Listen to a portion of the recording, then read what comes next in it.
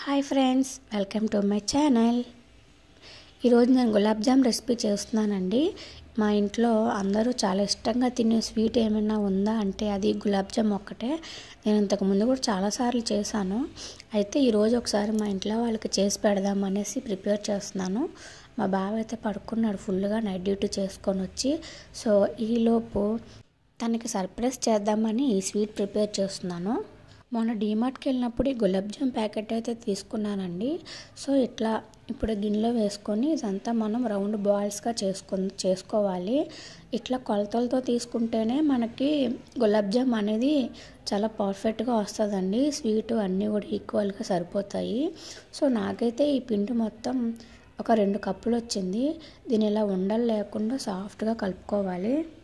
ఈ గులాబ్ జామ్ చేసుకోవడానికి పిండిని ముందు మనం చపాతీ పిండిలా కలుపుకోవాలి. దానికోసం కాచి చల్లార్చిన పాలు ఉంటాయి కదా, ఆ పాలు తీసుకొని అదే మొత్తం పాలు చల్లారాక ఇట్లాగా నీళ్ళు కాకుండా పాలు యూస్ చేసి కలపాలండి.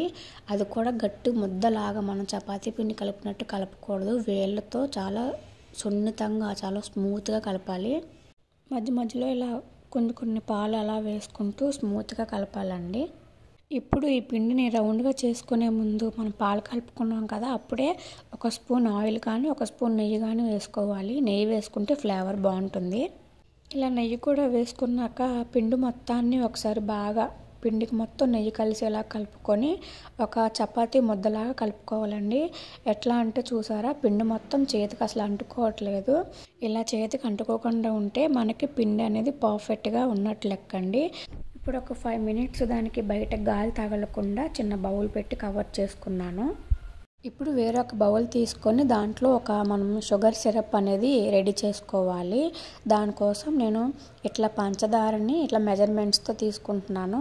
ఎట్లా అంటే నాకు 2 కప్పుల పిండి వచ్చింది. సో దానికి 1.5 చొప్పున నేను 3.5 కప్పుల పంచదార తీసుకున్నాను. సో ఇప్పుడు 3.5కి 4 కప్పులు నేను వాటర్ అయితే వేసుకుంటున్నాను. స్వీట్ ఎక్కువ తినే వాళ్ళైతే ఇంకో కప్పు పంచదార వేసుకున్నా పర్వాలేదండి. సో మాకైతే సరిపోతుంది ఇది. ఇప్పుడు ఈ బౌల్ని తీసుకెళ్ళి స్టవ్ మీద పెట్టి మనకి పంచదార అంతా కరిగేలాగా పెట్టుకోవాలి, పాకం వచ్చేలాగా. ఎట్లా అంటే ముదురు పాకం అవసరం లేదు, జస్ట్ పంచదార కరిగే వరకు ఉంచితే సరిపోతుంది. ఇప్పుడే నేను ఒక 4-5 యాలకులు ఉంటే యాలకులని ఇట్లాగా చెదకొట్టి వేసుకున్నాను. ఎవరైనా పౌడర్ వేసుకునే వాళ్ళైతే సిరప్ లాస్ట్లో కూడా పౌడర్ వేసుకోవచ్చు. ఆ పంచదార పాకం రెడీ అవ్వగానే పక్కన పెట్టేసుకొని మనం ముందుగా చపాతీ ముద్దలా చేసుకున్నాం కదండి, ఈ పిండిని గులాబ్ జామ్ పిండిని ఇట్లా చిన్న చిన్న ముక్కలుగా చేసుకొని పక్కన పెట్టుకొని తర్వాత చూడండి, నేను ఇక్కడ చూపిస్తున్న విధంగా ఒక్కొక్క చిన్న చిన్న పీస్ని తీసుకొని దాని ఇలా మన వేళ్ళ మధ్యలో బాగా నలిపి చిన్న చిన్న బాల్స్లా చేసుకోవాలి. ఇట్లా ఇంత గట్టిగా నలపడం వల్ల ఏమవుతుందంటే ఆయిల్లో వేసిన వెంటనే ఈ బాల్స్కి క్రాక్స్ రాకుండా ఉంటాయన్నమాట. చూసారా ఎంత స్మూత్గా ఉందో. ఇదే విధంగా ఇక్కడ ఉన్న పిండి మొత్తాన్ని కూడా ఇలా చిన్న చిన్న బాల్స్లా చేసేసుకుంటున్నాను. ఇదిగో చూసారు కదా, ఇలాగా పిండి మొత్తాన్ని ఇలా బాల్స్లా చేసుకున్నాను. నాకైతే కొంచెం క్రాక్స్ వచ్చాయి. ఇప్పుడు ఒక పెనంలో మనం సరిపడినంతగా ఆయిల్ తీసుకొని మనం ఇక్కడ ఉండలుగా చేసుకున్నాం కదండి, గులాబ్ జామ్ బాల్స్ అన్నీ కూడా తీసి ఒక్కొక్కటిగా డీప్ ఫ్రై చేసుకోవాలి. చూసారు కదా, ఒకటొకటి తిరగేసుకుంటూ చేస్తున్నాను ఇట్లా. ఇప్పుడు చూడండి, ఇలాగ బాగా బ్రౌన్ కలర్ వచ్చేలాగా, మరి మాడిపోకుండా లైట్గా సిమ్లో పెట్టుకొని మనం కుక్ చేసుకుంటే లోపటి నుంచి మంచిగా ఉడుకుతుంది. ఇట్లా డీప్ ఫ్రై చేసుకొని ఇంత బ్రౌన్ కలర్లో వచ్చే వరకు ఉంచుకొని పక్కన పెట్టుకుందాం. ఇప్పుడు డీప్ ఫ్రై చేసుకున్న ఈ బాల్స్ అన్నీ కూడా మనం ముందుగానే ఇక్కడ మనం షుగర్ సిరప్ అయితే రెడీ చేసుకొని పెట్టుకున్నాం కదా, అందులో ఈ బాల్స్ అన్నీ కూడా వేసేసి ఒక 10-15 నిమిషాలు పక్కన పెడితే ఆ సిరప్ మొత్తం అంటే ఆ పంచదార పాకం అంతా కూడా ఈ ఉండలన్నీ పీల్చుకొని చాలా స్మూత్గా అవుతాయి అన్నమాట.